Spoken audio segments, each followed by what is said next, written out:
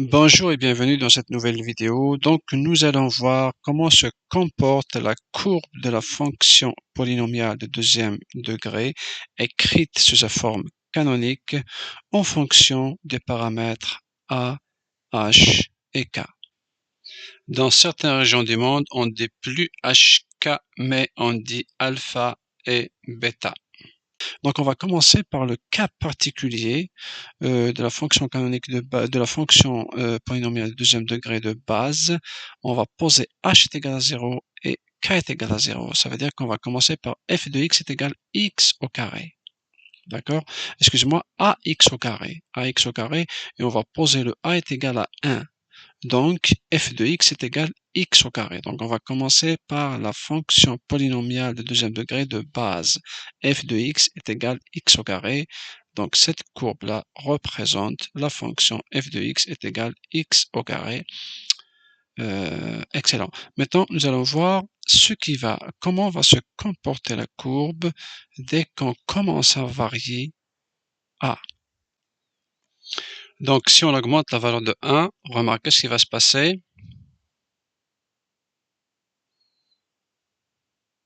Donc, les branches infinies de la fonction f de x est égal à x au carré vont se rapprocher de l'axe des ordonnées et la courbe va subir un étirement vers le haut. Un étirement, donc les deux branches seront beaucoup plus rapprochées de l'axe des ordonnées. C'est comme si pour chaque valeur de x ici, la valeur de f de x sera beaucoup plus importante que pour le f de x est égal à x au carré. C'est normal parce qu'on a augmenté ici le facteur a, donc le x au carré qui nous donnait avant, on le multiplie encore une fois par un facteur ici. Ok, donc remarquez ce qui va se passer si on augmente, ça va se rapprocher de plus en plus. Les deux branches de la courbe vont se rapprocher de plus en plus de l'axe des ordonnées. Excellent, maintenant on va essayer de diminuer a. Quand on diminue, remarquez ce qui va se passer, c'est que l'ouverture de la courbe ici va être de plus en plus grande au fur et à mesure qu'on diminue la valeur de a. Ok?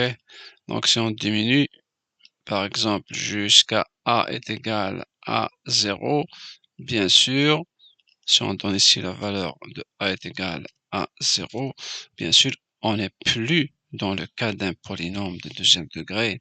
Ça, c'est une autre histoire. Ça, c'est une fonction affine, c'est une fonction constante. F de x est égal à 0 dans ce cas-ci. On ne parle pas de ce cas-là, ok? Donc, on va quand même essayer de diminuer la valeur de a pour voir ce qui va se passer. Donc, si on diminue, vous voyez que les branches ici vont se diriger vers le bas. Ok? On est tombé sur un a négatif ici. Donc, f de x est égal à moins 0,5 x au carré. C'est pour ça que les branches sont dirigées vers le bas. Et la fonction est négative sur tout son domaine de définition, bien sûr, qui est R. Donc, si on diminue davantage, c'est la même affaire. Les branches de la fonction vont se rapprocher de l'axe des ordonnées, mais dans l'autre sens cette fois-ci. Ok, dans ce cas-ci, la fonction admet un maximum qui est 0, 0, et dans l'autre sens, la fonction admet un minimum qui est le même point d'ailleurs, 0, 0. Ok, excellent. Donc on va essayer de remettre ce paramètre-là à 1. Puis on va jouer. On va essayer maintenant de jouer sur la valeur de h. Et on va voir comment va se comporter la courbe. Ok? Donc, si on augmente h, d'après vous, qu'est-ce qui va se passer? Si on augmente h, remarquez ce qui va se passer. La courbe va se translater vers la droite. Elle va comme glisser sur l'axe des abscisses. Ok? Ici, h est égal à 8,2. Regardez ce que ça va donner. OK? Ici, on voit très, très bien que le minimum de la fonction a comme coordonnées h et k. H est égal à 8,2, c'est 8,2 ici, puis k est égal à 0, c'est l'ordonnée. OK? Donc, d'où l'intérêt de d'écrire la fonction de deuxième degré sous sa forme polynomiale, parce que rien que la forme canonique, excusez-moi, je veux dire, elle nous donne des informations sur la courbe. Déjà, on voit ici h et k, ce sont les coordonnées de l'extrémum de la fonction. OK? Donc, si on diminue h, la courbe va se translater vers la gauche. Et si h est négatif, elle va passer du côté des abscisses négatives. Excellent. On va remettre ici h à 0. On va juste l'écrire comme ça. Et puis maintenant, on va essayer de jouer sur le troisième paramètre qui est le k. OK? Et on va voir ce qui va se passer. D'après vous, qu'est-ce qui va se passer? Si on augmente k, oups, la courbe va glisser le long de l'axe des ordonnées vers le haut. Et si on le diminue, la courbe va bien sûr descendre vers le bas. OK?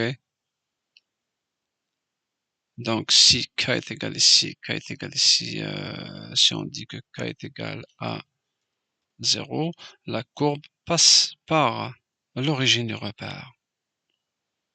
OK? Si on augmente k, la courbe est au-dessus. Ça veut dire que la fonction est positive sur tout son domaine de définition. Ici, la fonction est tout le temps positive. Ça veut dire qu'elle n'a pas de solution ici. Si on calcule le delta de cette fonction pour ces paramètres-là, on va trouver delta est inférieur à 0. C'est ça ce que ça veut dire. La courbe est complètement au-dessus de l'axe des x, ça veut dire qu'elle n'a aucune solution. Donc si on calcule, vous pouvez le vérifier d'ailleurs, si on calcule le delta de cette fonction-là, bien sûr il faut la transformer sous sa forme générale. Si vous calculez delta pour ces valeurs de a, h et k, on va trouver delta inférieur à 0. Et si on diminue k ici, on va trouver que la fonction admet deux solutions. On va trouver qu'elle admet deux solutions. OK? Et que le delta de cette fonction va être supérieur à 0. Donc, on va trouver qu'elle admet deux solutions. Donc, on voit que la courbe ici, d'après la courbe, elle admet deux solutions. Donc, si on calcule son delta, on va trouver supérieur à 0. Bien sûr, je parle de sa forme générale, bien sûr, hein. C'est pour ça qu'on dit que le signe d'un polynôme de deuxième degré est supérieur à 0 à l'extérieur des solutions et inférieur à 0 à l'intérieur des solutions. Là, on le voit directement à partir du graphe. Pour a supérieur à 0, bien sûr. Donc, si on a un polynôme de deuxième degré, où le coefficient de x au carré, ça veut dire a est supérieur à 0, on dit que ce polynôme est positif à l'extérieur des solutions, comme on le voit ici,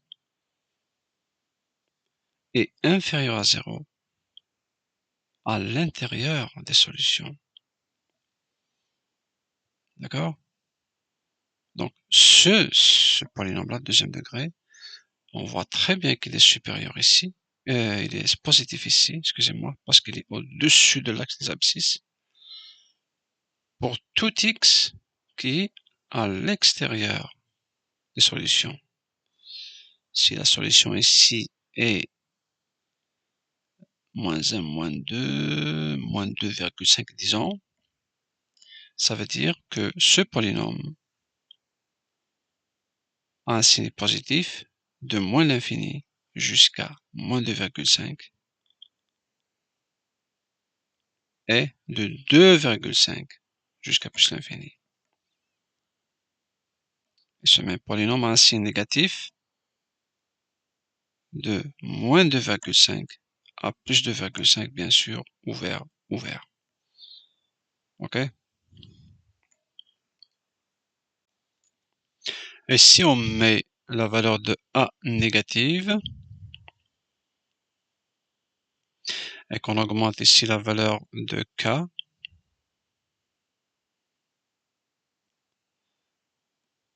donc c'est la même chose.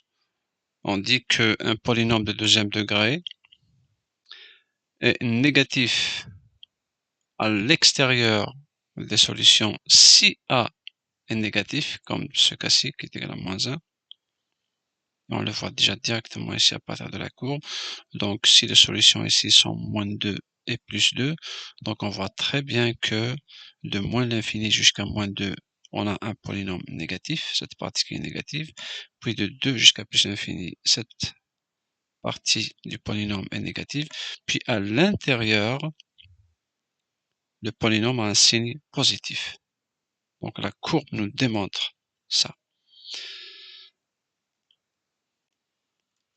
D'autres vidéos vont apparaître ici en haut, des liens que vous pouvez aussi consulter. C'est des vidéos sur les fonctions, sur la transformation ou plutôt du passage de la forme canonique à la forme générale et inversement de la fonction polynomiale de deuxième degré. La vidéo est terminée. Je vous remercie infiniment de l'avoir suivi jusqu'à la fin et à la prochaine.